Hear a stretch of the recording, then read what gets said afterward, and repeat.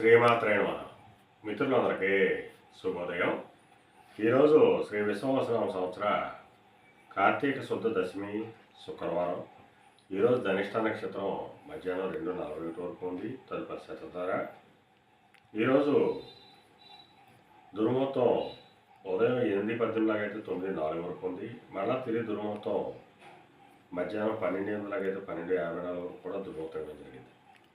ఈరోజు పంచాంగరీత్యా ఈ రకమైనటువంటి ఫలితాలు గోచరిస్తున్నాయి. అలాగే ఈరోజు నక్షత్రాలు అనేటువంటి ధనిష్ట శతధార నక్షత్రాలు ఎవరితో రావాలనుకుంటుందో మనం పరిశీలించినట్టయితే పునర్వసు, విశాఖ, పూర్వభద్ర ఈ నక్షత్రంలో జన్మించినట్టు మన మిత్రులందరికీ కూడా ఈరోజు నక్షత్రం అనేటువంటి ధనిష్ట శతధార నక్షత్రాలు అనుకూలంగా ఉంటాయి. అందువల్ల ఇప్పుడు చెప్పినటువంటి నక్షత్ర జాతకులందరికీ ఈరోజు సౌకర్యంగా ఉండే అవకాశం ఉంది. అలాగే ఈరోజు రాశిఫలాలను మనం పరిశీలించినట్లయితే మేషరాశిలో జన్మించిన వాళ్ళకి చేసేటువంటి వ్యాపారాలు లాభసాటిగా సాగుతాయి. వృషభ రాశిలో జన్మించిన వాళ్ళకి ఉద్యోగ అవకాశాలు పెరుగుతాయి. మిథున రాశిలో జన్మించిన వాళ్ళకి పితృరాజధానికి సంబంధించి శుభవార్తలు అంటారు. కర్కాటక రాశిలో జన్మించిన వాళ్ళకి అనారోగ్య సూచన, ధనవ్యయం, కార్యటంకాలు ఏర్పడతాయి.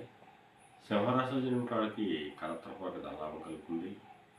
కన్యా రాశిలో జన్మించిన వాళ్ళకి శత్రుభయం కలుగుతుంది. తులారాశిలో జన్మించిన వాళ్ళకి సంతానానికి సంబంధించిన శుభవార్తలు అంటారు. వృశ్చిక రాశిలో జన్మించిన వాళ్ళకి ఆకస్మిక ప్రయాణాలు చేయాల్సిన అవసరం ఉంటుంది. ధనురాశిలో జన్మించిన వాళ్ళకి పరాక్రమవంతమైన ఆదాయాలు ఏర్పడతాయి. మకర రాశిలో జన్మించిన వాళ్ళకి ధనాదాయం వృద్ధి చెందుతుంది.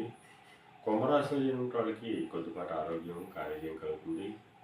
మేన రాశిలో జన్మించిన వాళ్ళకి అనారోగ్య సూచన, ధనవ్యయం, కార్యటంకాలు ఏర్పడతాయి. ఈరోజు ద్వాదశ రాశి ఫలితాలు ఈ రకంగా తెలియడం జరిగింది.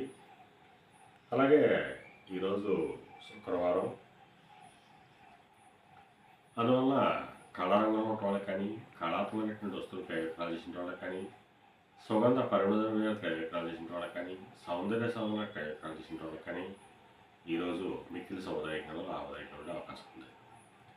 అలాగే ఈరోజు ఆ అమ్మవారిని, జగన్మాతని ఆరాధించిన, అమ్మవారి క్షీరాన్ని నైవేద్యం చేసిన సర్వశుభాలు కలుగుతాయని చెప్పి శాస్త్రీయ తెలియడం జరుగుతుంది.